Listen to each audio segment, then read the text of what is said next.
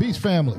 You're tuned into the sound of the Only One Mic podcast, Mic Drop, where we break down the day's biggest moves in culture and community through conversation that matters.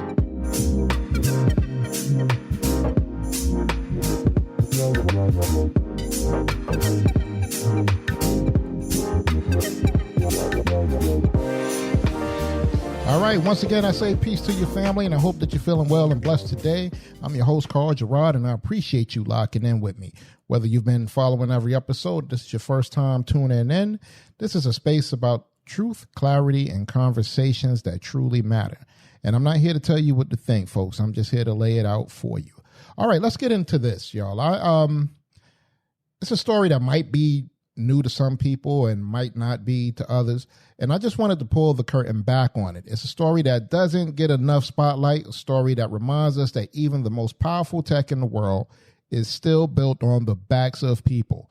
I'm talking about a Time magazine investigation into OpenAI. Yes, the folks behind ChatGPT, we all use it. We all love it, I guess. Some of us to some various degrees. And it talks about how they outsourced the most traumatic, disturbing work to low-paid workers in Kenya. You heard me.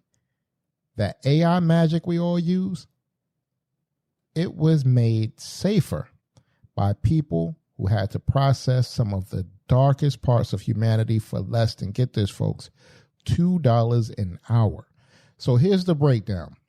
Back when OpenAI was training its large language models, like GPT-3, pardon me, folks, GPT-3, which that came before ChatGPT. They realized that the model could generate toxic content, racism, sexism, violence, and straight up hateful stuff. And that's because it was trained on the internet, which we all know isn't exactly the cleanest source.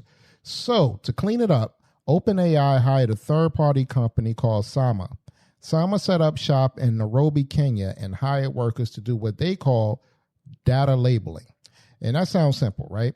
But these folks weren't labeling like cat pictures, and they were like reading graphic content and disturbing text, and the AI would learn how to like filter it out. One worker said he had to read descriptions of child abuse and murder daily, and this was for $1.32 an hour. Now, let that sink in for a minute, guys. Now, here's where it gets even deeper.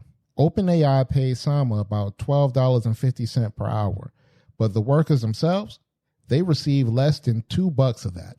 And this isn't like fast food work. This is psychologically damaging stuff, right? Workers reported having nightmares, flashbacks, and mental breakdowns. I seen one report where, a man was saying like basically he couldn't be intimate with his wife because of the stuff that he was looking at.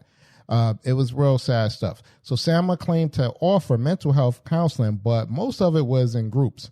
And I even seen in one report where they told them like for mental health counseling, they told them go look at funny cat videos on the internet, which is crazy.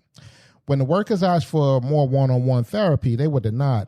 Eventually the contract was cut short in early 2022 and Sama backed out. OpenAI moved on and those workers, many of them were just left in the dust, right? So it doesn't end there.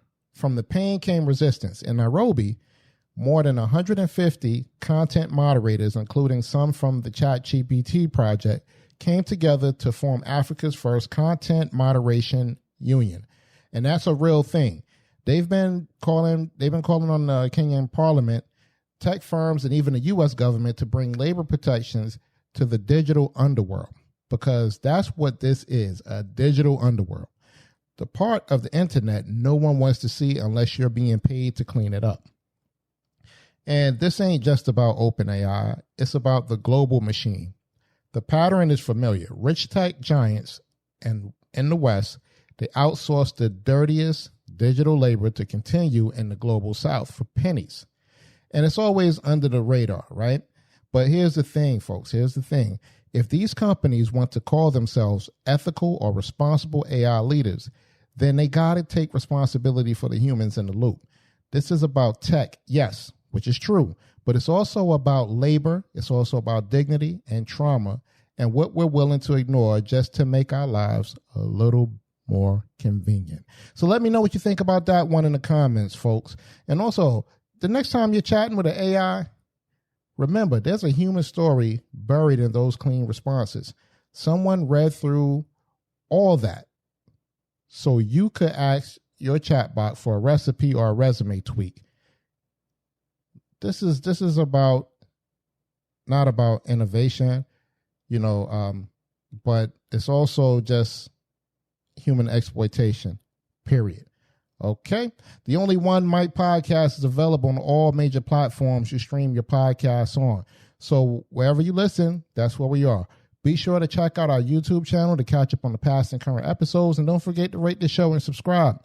Hit the subscribe button, folks. It really helps us out a lot, guys. And I want to thank all of the new subscribers. Like I said before, the channel is starting to grow exponentially with a lot of subscribers in the last few days.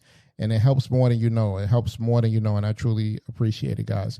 You can connect with us on Instagram and X at The Only One Mic P1, Facebook and LinkedIn at The Only One Mic Podcast.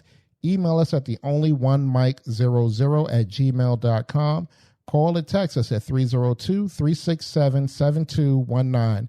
Your voice, your questions, your take could be featured on the show. The Only One Mic Podcast, mic drops. Carl Gerard is out. Peace.